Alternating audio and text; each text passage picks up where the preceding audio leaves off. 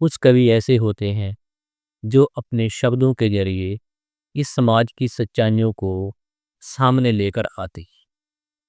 वो सच्चाइयाँ जो सदियों से दबी पड़ी रहती हैं और उनको बहुत ही कम कवि देख पाते हैं। उन्हीं कवियों में से एक कवि बच्चा लाल उन्मेष, जो एक युवा कवि हैं और उन्होंने अपनी कविताओं के अंदर ऐसी ऐसी चीज़ें लिखी हैं जिनको पढ़कर आपके रोंगटे खड़े हो जाते हैं। जिन्होंने अपनी कविता को सिर्फ शब्दों का ही ताना बाना नहीं बनाया, बल्कि उन शब्दों में आग भरी। जातिवाद के ऊपर उन्होंने बिल्कुल खुलकर लिखा। जातिवाद किस प्रकार इस समाज को खा रहा है और जाति के नाम पर इंसानों को किस प्रकार दबाया जाता है। अपनी भावनाओं को और अपने अनुभव को वो कविताओं के जरिए पाठकों तक पहुंचाते हैं। इस समाज के आईने को वो साफ करती है।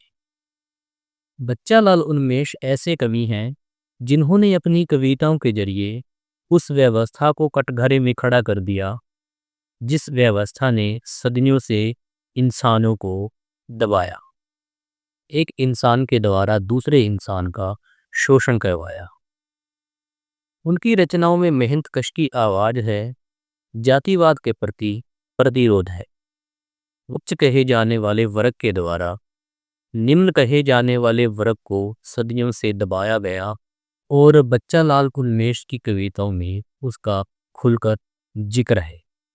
उनकी रचनाएं किसी ऐसे समाज के इर्द गिर्द घूमती है जो आपके आसपास घट रहा है। और आज हम जिस कविता का पाठ करने जा रहे हैं वह उसी का दर्द है, उसके अंदर उसी समाज की पीड़ा है। बच्चा लाल उन्मेष की ये कविता मैंने जितनी बार भी पढ़ी उतनी ही बार मेरे को अलग अलग एहसास हुई और आज मैं आपके साथ वो कविता साझी कर रहा हूँ।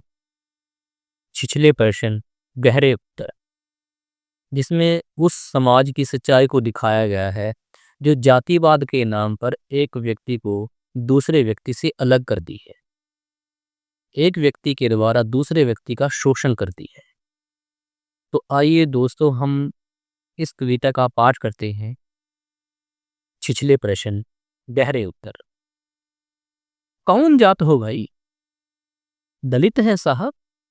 नहीं मतलब किस में आते हो?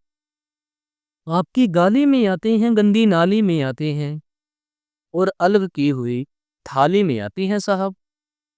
मुझे लगा हिंदू में आते हो। आता हो ना साहब, पर आपके चुनाव में क्या खाते हो भाई? जो एक दलित खाता है साहब। नहीं मतलब क्या क्या खाते हो?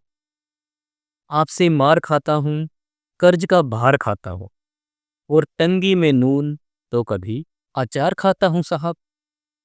नहीं मुझे लगा कि मुर्गा खाते हो। खाता हूँ ना साहब, पर आपके चुनाव क्या पीते हो भाई? जो एक दलित पीता है साहब। नहीं मतलब क्या क्या पीते हो? छुआछूत का गम, टूटे अरमानों का दम और नंगी आंखों से देखा गया सारा भरम साहब। मुझे लगा शराब पीते हो। पीता हूं ना साहब, पर आपके चुनाव में क्या मिला है भाई? जो एक दलित को मिला है साहब।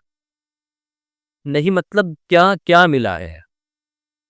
जिल्लत भरी जिंदगी, आपकी छोड़ी हुई गंदगी और तिस पर भी आप जैसे परजीवियों की बंदगी साहब। मुझे लगा वादे मिले हैं। मिलते हैं ना साहब, पर आपके चुनाव में क्या किया है भाई? जो दलित करता है साहब। नहीं मतलब क्या क्या किया है? 100 दिन तालाब में काम किया, पसीने से तर सुबह को शाम किया और आते जाते ठाकुरों को सलाम किया साहब। मुझे लगा कोई बड़ा काम किया है। किया है ना साहब, आपके चुनाव का प्रचार।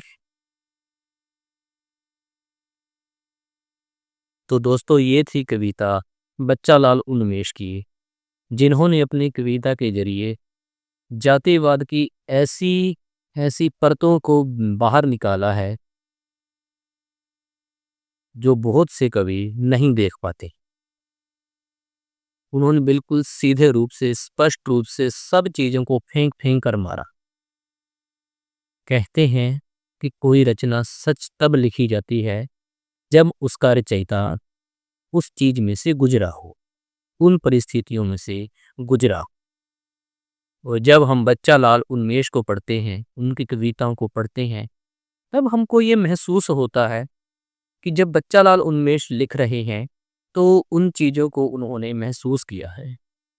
और हम ये भी देखते हैं कि जब वो जातिवाद पर लिख रहे हैं, जब वो एक उच्च वर्ग की बात लिख रहे हैं, एक निम्न वर्ग की बात लिख रहे हैं और उन दोनों में द्वंद्व दिखा रहे हैं,